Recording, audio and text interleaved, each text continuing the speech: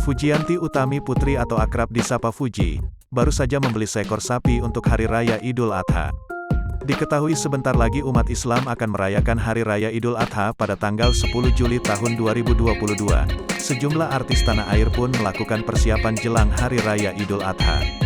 Fuji menjadi salah satu artis yang turut menyiapkan hewan kurban. Adik dari Fadly Faisal ini memilih sapi berwarna hitam dan berukuran lumayan besar. Sebelumnya, artis Atta Halilintar dan Ria Ricis terlebih dahulu memamerkan hewan kurban yang berupa sapi di unggahan Instagram masing-masing. Melalui unggahan di media sosial pribadinya, Fuji membagikan potret sapi yang telah dibelinya. Dalam keterangan unggahan, kekasih dari Tarik Halilintar ini berharap jika hewan kurbannya bisa bermanfaat. "Bentar lagi udah mau lebaran kurban nih," tulis Fuji. Meski baru berusia 19 tahun, namun aksi Fuji tersebut begitu menginspirasi banyak orang. Tak sedikit, netizen ikut memberikan komentar di unggahan tersebut.